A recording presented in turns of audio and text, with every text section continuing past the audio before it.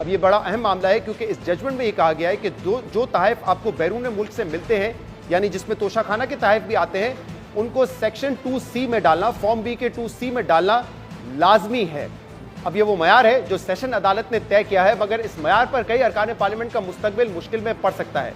वैसे तो इस मयार पर किसी का पूरा उतरना मुश्किल है, लेकिन हम टेस्ट केस के तौर पे दो साबिक वज़ीर आज़म और हुकूमत के एक सीनियर वजीर की मिसाल आपके सामने रखते हैं। और सबसे पहले बात करते हैं साबिक वजीर आज़म नवाज शरीफ की, जो वैसे तो 62(1)(f) के तहत ना है, लेकिन साल 2015-16 में तोशाखाना से उन्होंने कीमती तहफ़ हासिल किए थे। 13 जनवरी 2016 को साबिक वजीर आज़म नवाज शरीफ और उनकी बेगम कुलसूम नवाज साहिबा ने एक घड़ी, पेन, अंगूठी, ब्रेसलेट और नेकलेस तोशाखाना से गिफ्ट के तौर पे हासिल किया था, जिसकी मालियत का तखमीना उस वक्त लगाया गया था 9 करोड़ 10 लाख रुपए, और उन्होंने जो अदायगी की थी वो 1 करोड़ 84 लाख रुपए थी।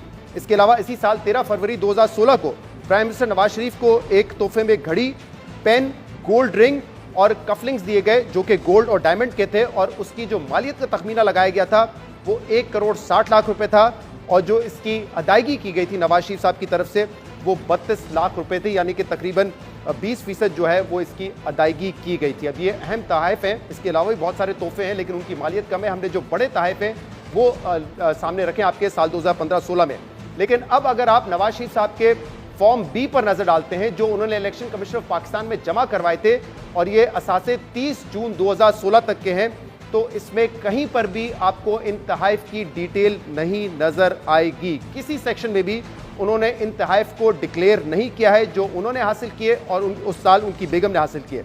इसमें सबसे अहम सेक्शन 2C है, जो कि बात करता है एसेट्स ब्रॉट और रेमिटेड फ्रॉम आउटसाइड पाकिस्तान, जिसका जिक्र अपनी जजमेंट में भी हुमायूं दिलावर साहब ने किया है कि जो असासे आपने तोशाखाना में हासिल किए हैं उनको सेक्शन 2C में शामिल करना ज़रूरी है। लेकिन आप देख सकते हैं कि इन दोनों सेक्शंस में कुछ रकम यहाँ पे नहीं दिखाई गई है, यानी कि ये एसेट नहीं डिक्लेयर किए गए। अब अगर इस फॉर्म बी के दूसरे पेज पर आते हैं तो वहाँ पे कुलसूम नवाज साहिबा की ज्वेलरी का जिक्र है, जिसकी वैल्यू 15 लाख रुपए है और कॉस्ट 1 लाख रुपए, यानी कि जो कीमत अदा की गई कुलसूम नवाज साहिबा के पास जो ज्वेलरी थी उसकी कीमत सिर्फ 1 लाख रुपए है और वैल्यू 15 लाख रुपए है। जबकि अगर आप दोबारा तोशाखाना के तहफ़ में जाएंगे तो जो 13 जनवरी 2016 को तहफ़ खरीदे गए थे उसमें कुलसूम नवाज साहिबा ने 1 करोड़ 8 लाख रुपए की ज्वेलरी रखी थी, अपने पास खरीदी थी। ये वो कॉस्ट है जो उन्होंने पे की थी, आप देख सकते हैं अपने स्क्रीन पे।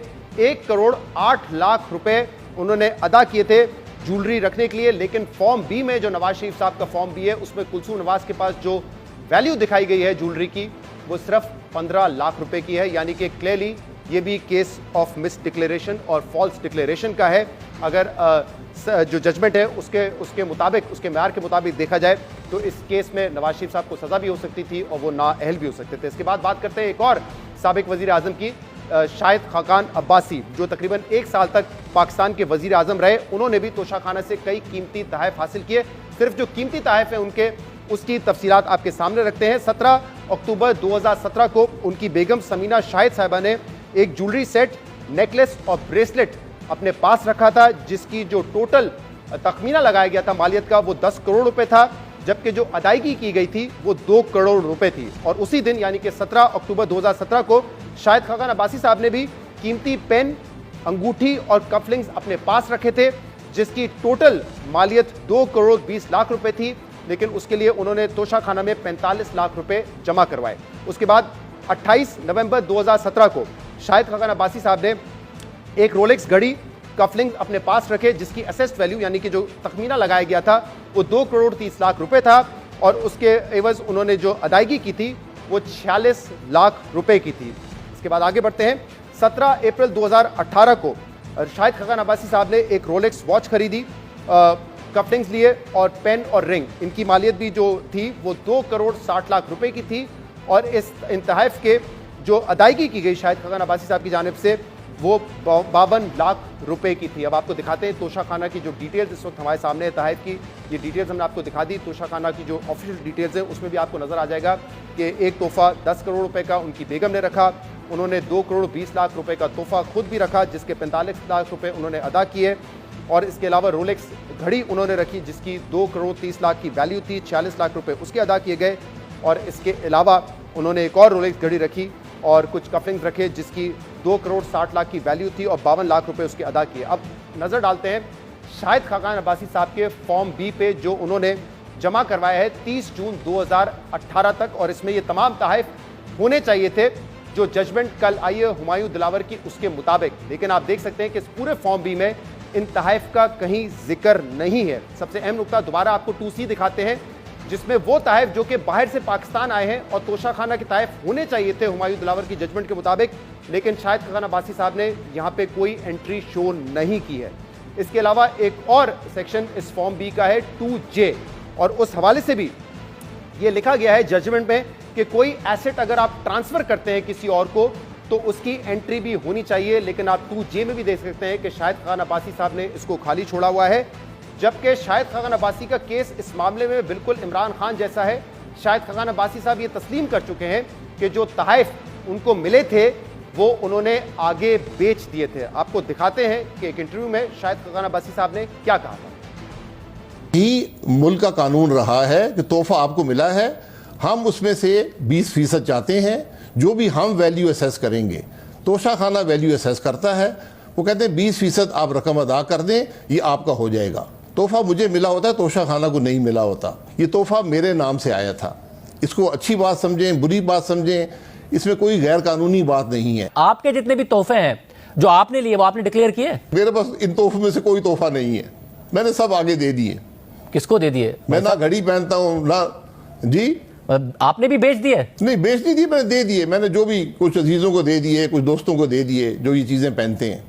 मेरे पास कोई चीज आज इनमें से नहीं है। मगर आपने कोई भी एक तोहफा ऐसा नहीं है कि जो आपने बेचा हो जिसकी वजह से आपको असासों में डिक्लेयर करना पड़ता, क्योंकि इमरान खान साहब पर दूसरा इल्जाम आप लोगों का यह है कि बेचने नहीं होते, इन्होंने बेच दिए। नहीं, देखें, बेच आप सकते हैं, ये आपकी मलकियत है, लेकिन अगर आप पहले बेच दें और बाद में उसको हासिल करें तो खराबी यहां से पैदा होती है। अब ये बड़ा अहम मामला है क्योंकि साबिक वज़ीर आज़म और आज भी MNA है शाहिद खाकान अब्बासी साहब, जब उनसे पूछा शाहजेब खानज़ादा साहब ने कि क्या तोशाखाना के तहफ़ जो आपने लिए वो आपने डिक्लेयर किए हैं, तो अब्बासी साहब का जवाब था वो तोहफे मेरे पास नहीं है, मैंने आगे गिफ्ट कर दिए। अब जो जजमेंट कल आई है हुमायूं दिलावर साहब की वो ये वाजे करती है कि अगर आपने तोहफा लिया हो और तोहफा किसी को बेच भी दिया हो तब भी वो डिक्लेयर करना जरूरी है, अदरवाइज वो मिस डिक्लेरेशन और झूठी डिक्लेरेशन के जुमरे में आएगा। और आपको जो फॉर्म भी है उसके 2J में ये मेंशन करना है कि आपने कौन कौन से असासे ट्रांसफर किए हैं। लेकिन अब्बासी साहब का फॉर्म भी आपने देखा, वो क्लेम तो कर रहे हैं कि उन्होंने वो गिफ्ट आगे दे दिए थे, लेकिन जो ट्रांसफर का खाना है वो उन्होंने खाली छोड़ा हुआ है मिस डिक्लेरेशन का। यानी कि अगर कोई शख्स रेफरेंस लेके जाता है इलेक्शन कमीशन ऑफ पाकिस्तान में या कोई फौजदारी मुकदमा होता है तो शायद उसका नतीजा वही होगा, शायद खाकान अब्बासी साहब का नतीजा वही होगा जो इमरान खान के केस में हुआ है। इसके अलावा बात करते हैं ख्वाजा आसिफ साहब के हवाले से। साल 2017 में उन्होंने भी तोशाखाना से कुछ कीमती तहफ़ लिए। 17 अक्टूबर 2017 को शाहिद खाकान अब्बासी साहब ने एक घड़ी, कफलिंग्स और कीमती रिंग ख्वाजा आसिफ साहब ने हासिल की थी और उसकी जो टोटल असेस्ड वैल्यू थी वो 1 करोड़ 17 लाख रुपए थी और जो अदायगी की थी ख्वाजा आसिफ साहब ने वो 23 लाख रुपए की थी। अब ये उन्होंने तोहफा हासिल किया, लेकिन जो फॉर्म भी जमा करवाया इलेक्शन कमीशन ऑफ पाकिस्तान में जहां पर ये उनको मेंशन करना चाहिए था, लेकिन आप देखें उनके फॉर्म बी में ये तमाम तफसीलात मौजूद नहीं है। उन्होंने कहीं पे भी ये तोहफे जाहिर नहीं किए। और जो 2C है एसेट ब्रॉट और रेमिटेड फ्रॉम आउटसाइड पाकिस्तान, यानी कि कोई तोहफा बाहर से लेकर आए, जो कि हुमायूं दिलावर साहब ने कहा है कि कोई भी तोहफा तोशाखाना का बाहर से आता है तो वो मेंशन करना जरूरी है। ख्वाजा आसिफ साहब ने वो शो नहीं किया है।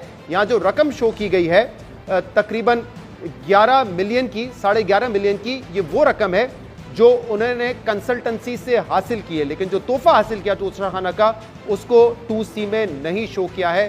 तो अगर इस फॉर्म बी को भी कल की जजमेंट के म्यार पर देखा जाए तो पूरा नहीं उतरती, यानी कि ख्वाजा आसिफ साहब भी के खिलाफ भी अगर कोई रेफरेंस जाता है या फौजदारी का मुकदमा होता है तो शायद उनके केस का नतीजा भी वही होगा जो कल साबिक वज़ीर आज़म इमरान खान के केस का नतीजा हुआ है। लेकिन अब से अहम सवाल है कि जो मयार सेट किया गया है और जो स्क्रूटिनी इमरान खान के असासों की गई है, उनके फॉर्म बी की गई है, क्या वो दूसरों के पे ऊपर भी अप्लाई होगी, क्या उनके केसेस को भी देखा जाएगा? तो गालिबन इसका जवाब नहीं है, क्योंकि आपको याद होगा जब पनामा केस सामने आया था तो उस वक्त 450 लोगों का नाम आया था, लेकिन हदफ क्योंकि उस वक्त नवाज शरीफ थे, सिर्फ उनका केस देखा गया, बाकी लोगों का केस नहीं देखा गया। तो ये मुमकिन है कि इस वक्त इमरान खान तो कन्विक्ट भी हो गए हैं, सजा भी हो गई है, नाअहल भी हो गए 5 साल के लिए तोशाखाना केस में, क्योंकि फॉर्म बी पे उन्होंने डिटेल्स नहीं जाहिर की थी।